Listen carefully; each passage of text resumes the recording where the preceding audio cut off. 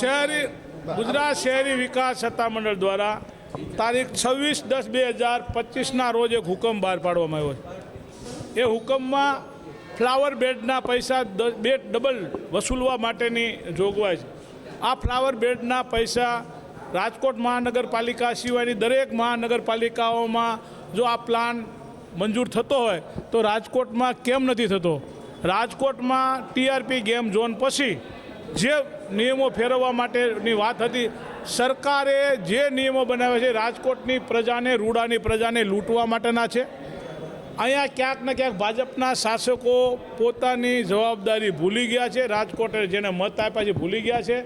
એના અનુસંધાને એ લોકો રજૂઆત નથી કરી અને રાજકોટ અને રૂડા વિસ્તારના લોકો માથે કરોડો રૂપિયાનો કરબોજ આવવાનો છે અને આવી ગયો છે। હુકમ અનુસંધાને બીપીએમસી કલમની જોગવાઈ મુજબ 1976માં 122 નંબરની કલમમાં રાષ્ટ્રપતિનો હુકમ લીધો છે, એટલે આ કલમમાં કોઈ ફેરફાર નથી થવાનો અને રાજકોટની પ્રજાએ ભોગવવું પડશે।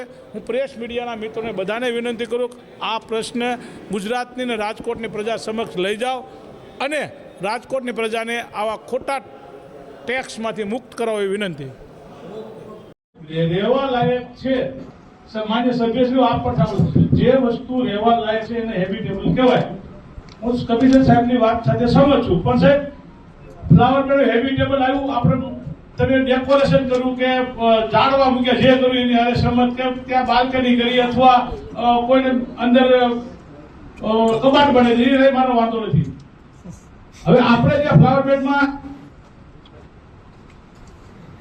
દરેક બિલ્ડરનું માપીએ છે, કોઈ પણ બિલ્ડિંગ કરીએ છીએ, રૂમ દાખલા તરીકે 10 બાય 10 નો રૂમ લીધો છે એટલે 10 બાય 10 ના રૂમ મુજબ 100 ચોરસ મીટર જમીન થાય।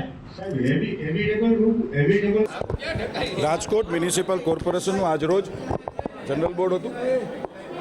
ધ જીપીએમસી એક્ટ અને ધ બીપીએમસી એક્ટની જોગવાઈ મુજબ દરેક સભ્યનો પ્રશ્ન માન્ય મેયરશ્રી દ્વારા લેવામાં આવતો હોય છે અને આનો ડ્રો કરતા હોઈએ છીએ અમે, અને આ ડ્રોમાં આ વખતે વિપક્ષના સભ્યનો પ્રશ્ન પહેલો હતો। હું કાયમ ભૂતકાળના જ્યારે જનરલ બોર્ડો થયા છે ત્યારે મીડિયાના મિત્રોની સમક્ષ હું કાયમ કહું છું કે જ્યારે જેનો પ્રશ્ન હોય એ પ્રશ્ન પૂછે છે અને મ્યુનિસિપલ કમિશનરશ્રી દ્વારા એનો જવાબ દેવામાં આવે। પણ ભૂતકાળની અંદર જ્યારે ભારતીય જનતા પાર્ટીના સભ્ય પૂછતા હોય ત્યારે ખલેલ પહોંચાડતા હતા, પણ અમારી ભારતીય જનતા પાર્ટીના સંસ્કારો અને અમારી ખાનદાની છે કે જ્યારે વિપક્ષના સભ્ય જ્યારે પ્રશ્ન પૂછતા હતા અને મ્યુનિસિપલ કમિશનરે આજે જવાબ આપ્યા છે અને કોઈ પણ પાર્ટીના કોઈ પણ કોર્પોરેટરશ્રીઓ, ભાજપના કોઈ કોર્પોરેટરે કોઈ વિરોધ કર્યો નથી।